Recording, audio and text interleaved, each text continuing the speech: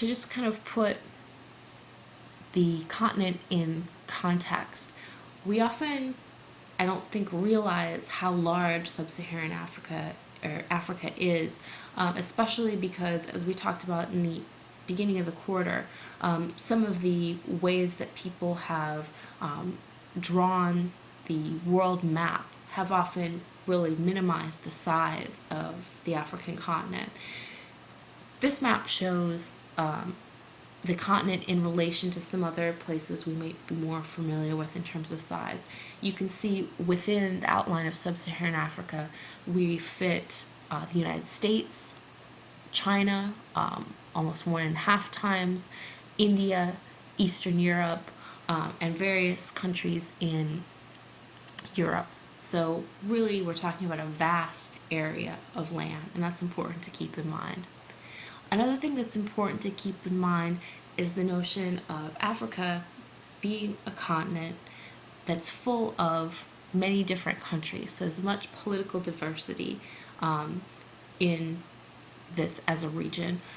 If you take nothing else from the course, know that Africa is a continent, not a country.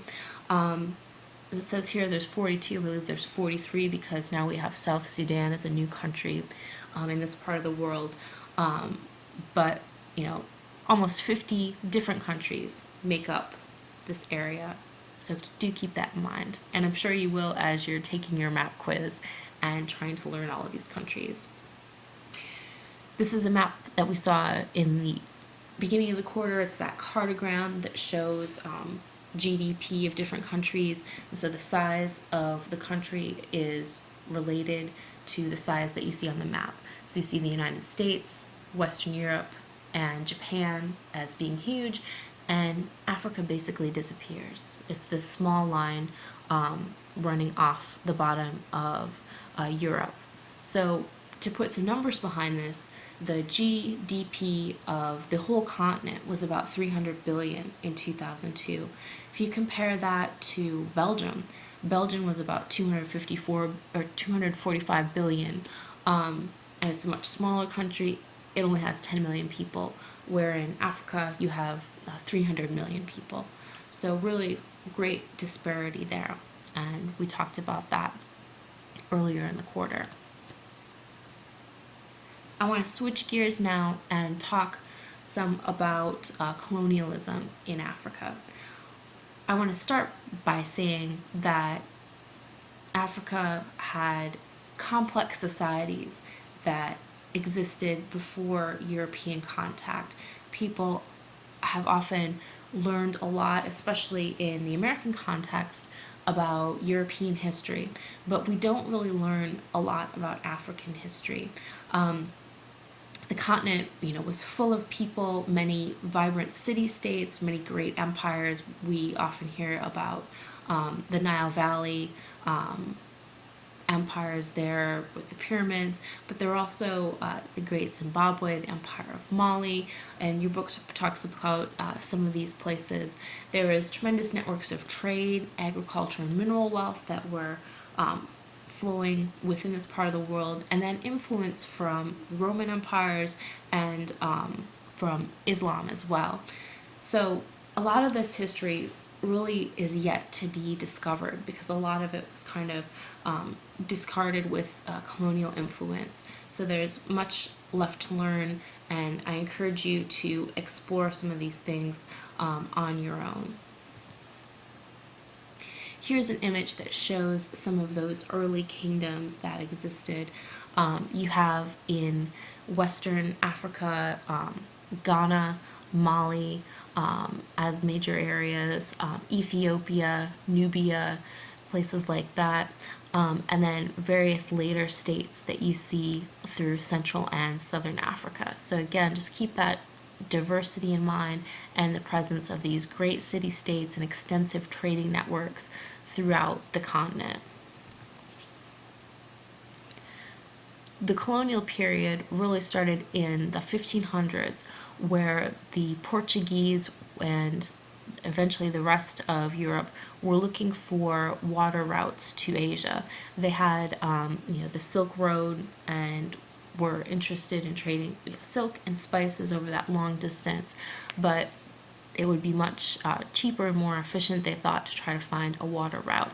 So the majority of contact was then with coastal cities, and the Europeans weren't very interested in establishing, you know, controlling areas. They were basically just looking for resources such as gold, ivory, slaves. And we talked about slavery and its impact in that triangle of trade when we talked about the Americas and Europe. And, you know, again, just to kind of revisit these numbers, really huge numbers, 50,000 slaves per year taken from that western coast of Africa, approximately 11 million in total that were taken, many of them, of course, dying in passage, and then, you know, the ones who did make it to the Americas obviously suffering as people that weren't allowed to be free.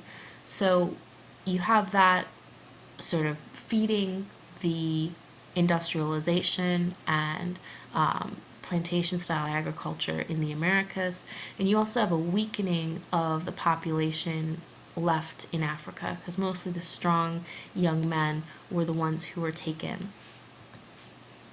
Here's another map that shows the sort of volume and destinations for the Atlantic slave trade. Brazil as being a major destination. Again, you see that western coast as being an important area. You also see another route of slave trade off of the Atlantic. You see instead people being taken from East Africa, from the Horn of Africa, into Arabia as well. So around the 1850s, Europeans really began to have a interest in Africa. The Industrial Revolution was happening in Europe, so there was an increased demand for things like mineral resources and a need to expand agricultural production, again, to help feed this industrialization. One of the disciplines that was really influential in this interest and eventual colonization was geography. So various European countries had royal geographical societies, and their interest was to try to map different places, you know, to discover resources, to explore. And they were really influential in kind of creating these places in the minds of the Europeans back home. So to Europeans, the continent was very exotic. It was a great unknown place to be explored.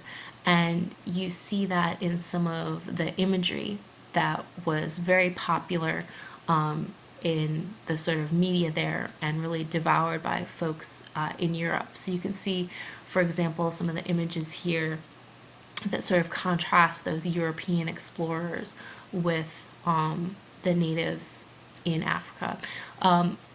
You had this major idea of the sort of searching for the source of the Nile, this idea of discovery.